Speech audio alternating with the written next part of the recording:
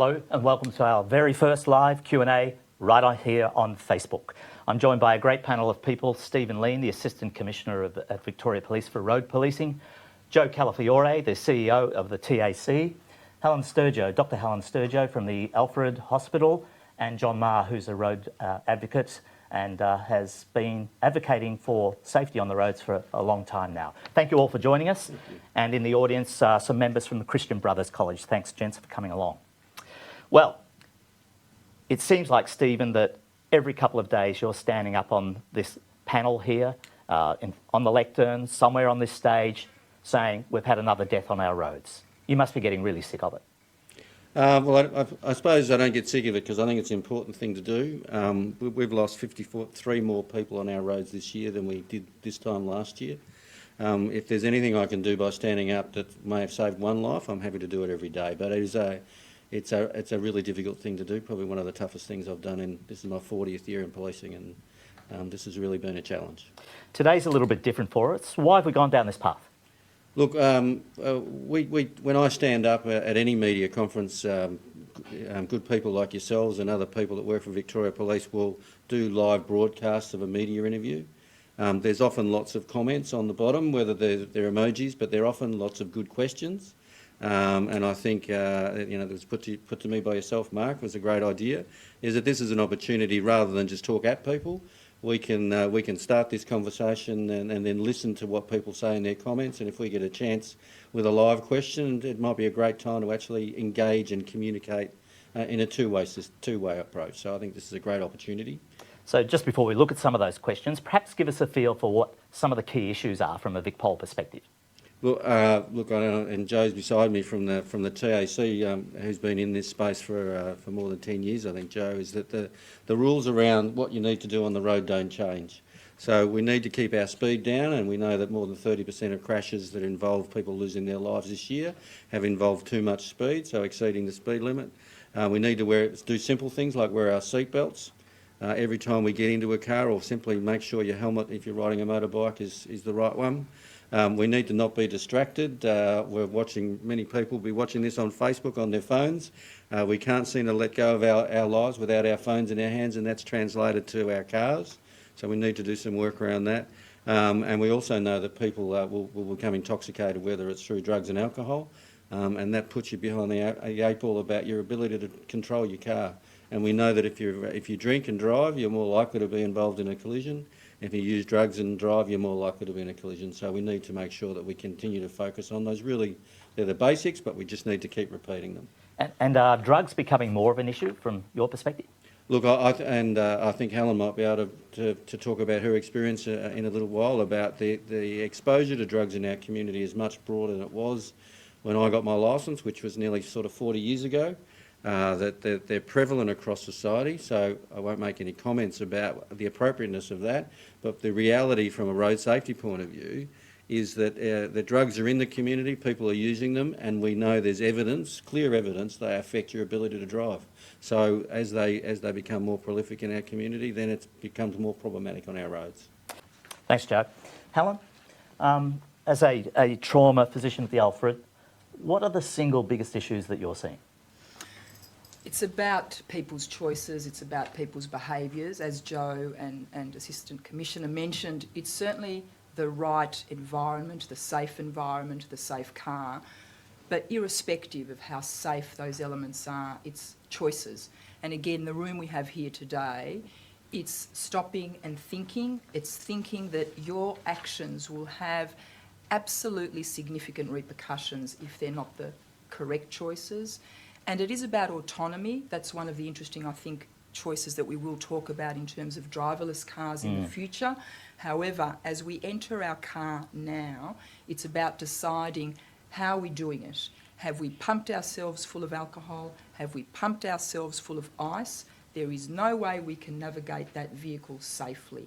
So let's respect. So in terms of what the biggest issue is that I've reflected on over a number of years now, it's respect, without a doubt. It's respect for yourselves, it's respect for others on the road, and it's respect for what the vehicles can do. And whether they are the old Commodore versus the new technologically savvy piece of machinery, there needs to always be respect. The road toll is a number, if I may. The road toll is a number, and we hear it. We've heard it today. It's also about the significant number of patients whom we see with serious major trauma injuries. And we don't see that number every day in the media, and yet these lives are changed irrevocably. And they are changed not only immediately by someone needing to go to the operating theatre or intensive care. It is the weeks, it's the months, it's the years of limited potential. And again, from my perspective, it's that loss of potential of what these people could have achieved. That's what drives us every day to try and really think about how we can do this better. You talk about alcohol and ice, but I know that you candidly think that ice is one of the biggest issues. Horrendous. There are no words that we could perhaps put on a Facebook forum to really describe, but it is horrendous, and it consumes the individual. The objectives in their life become purely to get it and use it, and it consumes families. We've had a number of questions coming in via Facebook, and just Marcella Simone Quattrucci, I hope I pronounced that correctly, says, I think road education needs to start in high schools with a huge emphasis on drug, alcohol and defensive driver education included in lessons. And Craig Wood echoed that, saying early education programs in high school, you want society to make the right decisions when on the road and in varying situations. John, I might bring you in here because you are going around schools and community groups and what have you. Perhaps just give us a feel for what you're doing. I will, and I agree wholeheartedly with those last two comments, because I believe that we need to draw a line in the sand right now, and we need to educate all of our young upcoming drivers, the learners and the newly P-plated drivers in schools. They're in a place where they can be educated. They're sitting in a classroom or in an auditorium, and they are soaking up information. And the information we need to give them is what they will do to their mum and dad, to their brothers and sisters, and to the people who love them, should they go down this path of having a serious car accident and injuring themselves, or worse still, if they should lose their lives. Because I can tell you, the family will never ever recover. Their friends will never recover, their close friends in particular. And what I'm doing is I'm speaking at corporate, at conferences and meetings.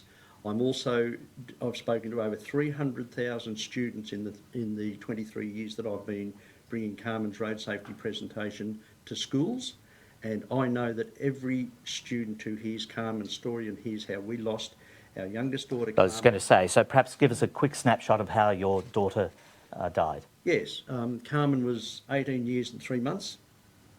She'd had a licence for just 3 months. And she took her best friend into Bendigo to work on a Saturday morning.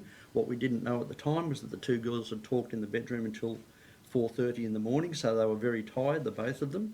Thankfully, Carmen had dropped her best friend off at McDonald's. On the way home, Carmen, it was a 20-minute drive in, 20-minute drive home, Carmen went to sleep at the wheel. She hit a tree at 100 kilometres an hour, and our beautiful youngest daughter was killed instantly. And our eldest daughter, Michelle, was driving into work, and she was the third car on the scene. So our lives, I can tell you, and every family's life who has experienced this has been changed forever. We will never, ever have Carmen back in our lives again. And I can tell you, all we want to do is give Carmen one more cuddle, and we can't. Mm-hmm. It's incredible. And, you know, and I know that one of the things that we push for is 0 deaths on the road. Yes. Joe, it's something that you advocate from a TAC perspective, but you have a slightly contrary view to that?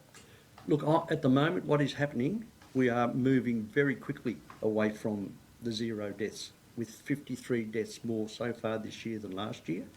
And I am hearing negative comments around corporate events and also at the schools, saying this will never ever happen. And I'm just wondering, is perhaps the Zero Towards Zero campaign producing a negative concept out there in Victoria? Joe, what do you think? Oh, very happy. I think it's a great question, actually, John. So let me just have a couple of things on Towards Zero. It's a strategy as opposed to a campaign, and the very best experts in road safety, internationally, nationally, people that devote their lives to studying this topic, believe that one day you can eliminate road trauma, but it's really important to point out that they are speaking about the long term. So they're using something like, 2050 Yep. as their long-term horizon. So the young gentleman that asked the question about driverless cars. We're a long way from that. And Helen's earlier point, so you've got, 200 to 300 people getting killed every year in Victoria, and then you've got over 20,000 people getting injured. The really important thing to me when I do sessions like this, when people say they don't agree with towards zero, I say, what's the acceptable number then? Is it 100, is it 200? And whatever that number is, I go, well, whose family has to pay that price? So the really important thing to think about is when we say towards zero, we're speaking about the long term, and you can't just hope your way there.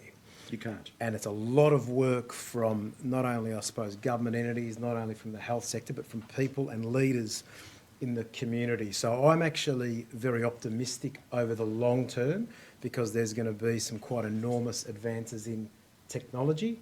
But right now we concede it's this year certainly is going the wrong way. And I think anything 1% that we can do, like forums like today, conversations over the dinner table tonight, road safety ultimately gets down to what Helen just said, individuals making choices about respecting fellow citizens in the community, but it's the right approach. Yes. There's been a change in perception. So this young person now will think twice about drink driving, and at about a 95% hit rate, they will say, I'm not going to do it. We shall choose a designated driver. And if I may, in terms of the themes, we've mentioned drugs, we've mentioned alcohol, the distraction.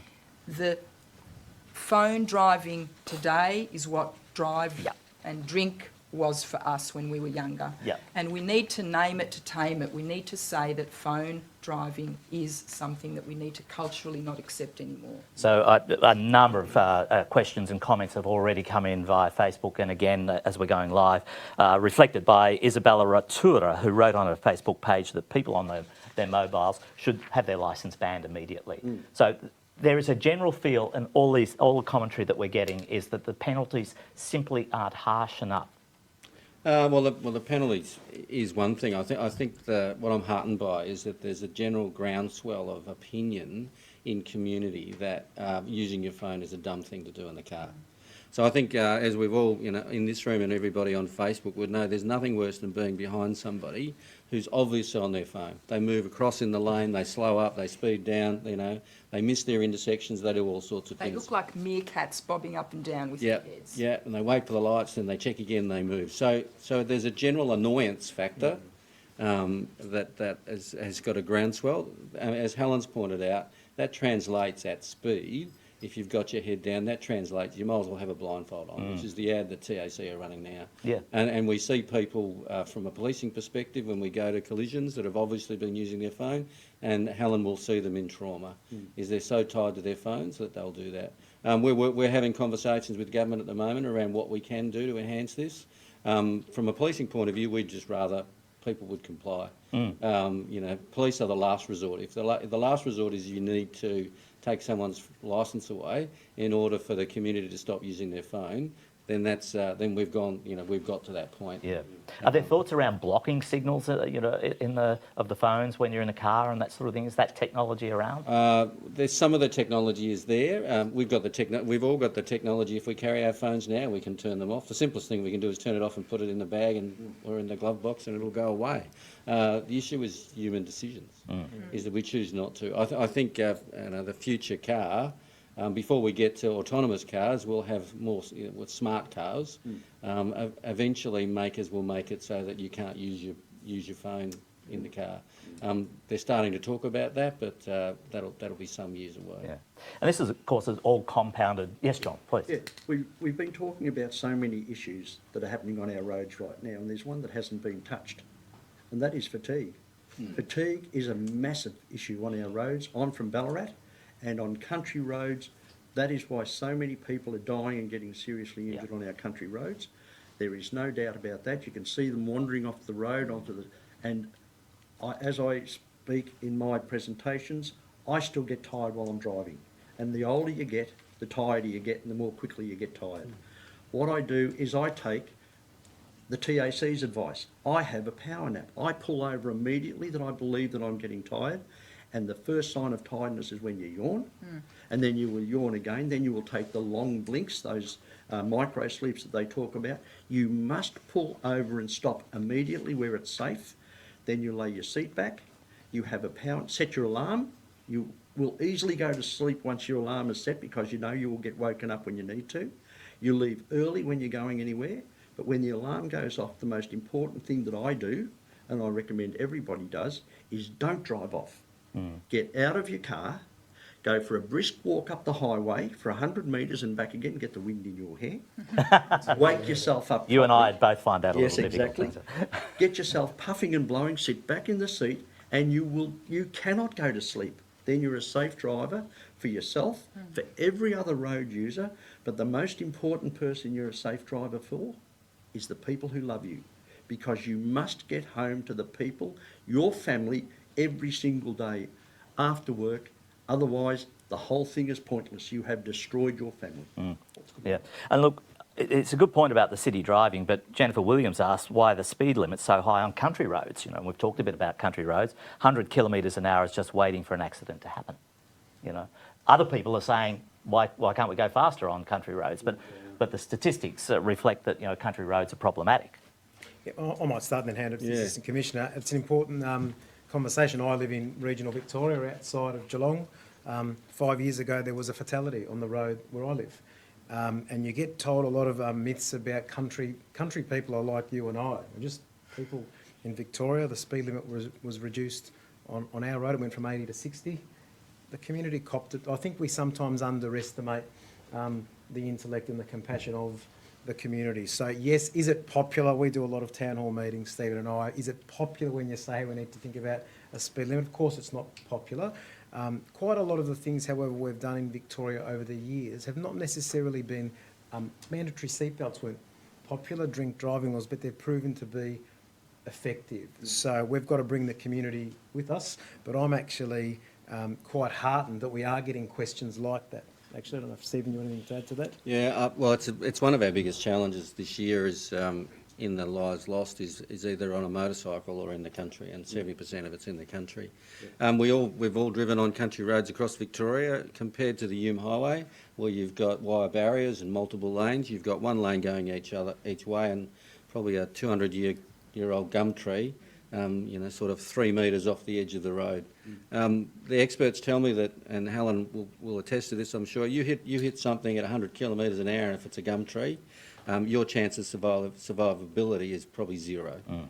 The reality is you just will unlikely walk away from that alive, and if you do, you'll be seriously injured and maybe a paraplegic or some other serious injury for the rest of your lives. And Stephen, you mentioned that there's 4 million people in Melbourne, 2 million roughly in the country, and most of the deaths are happening in the country.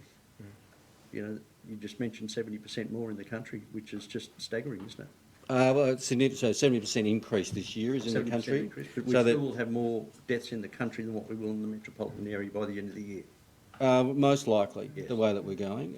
There's two myths that I probably want to clear up. One is that they're not all city people on the drive out to the country. No. So a lot of them actually live within 30 kilometres of where the collision's happening. So this is really important on Facebook to get to the opportunity to get to country people and have that conversation. The other part of it is they're not on the main roads because of the investment that's been done. Is they're on what we call B and C roads, and particularly where they intersect, which is we've seen some really serious collisions in the last couple of years. And I can remember the ads that the TAC ran, country people die on country roads, which was a great ad, and it's true. So we'll probably need to wind this up. We've been going. It's a great point of discussion from everyone. Helen, I might just finish up with you. Final thoughts from your perspective. What would you like to see out of this forum? So it's taking responsibility for what we do, and although that sometimes sounds like our friends teachers at school, it's fundamental. The education, the learning, the thinking, there are programs. Let's think about opportunities to look at the programs that exist and really target. It is all obviously about balancing costs, risks, benefits. People are dying. We've talked a lot today about younger people. We are now seeing also older people. Our generation is changing. Our population is certainly ageing. There are very specific challenges there in terms of what makes a space safe and the drive easier for someone of advanced years. So there are some challenges to think about. But again, the enthusiasm in the room is fantastic. But what I would specifically ask is people just think, take a moment, be mindful, think, make a decision, accountable for yourself and for your loved ones. Someone suggested on Facebook that we were just ticking a box by doing this forum, and I responded that that's not the case at all, that this is actually the first of hopefully many initiatives that we can take from a road policing point of view. And I'd really like to get some of the students involved in the hospitals program. I think it'd be really good to showcase that as well. But I'd like to thank you all for coming in today. I think it's been a great discussion. Thank you to all the young men who have come in from CBC as well, for those who have helped put the program together, and we'll hope to see you again. Goodbye.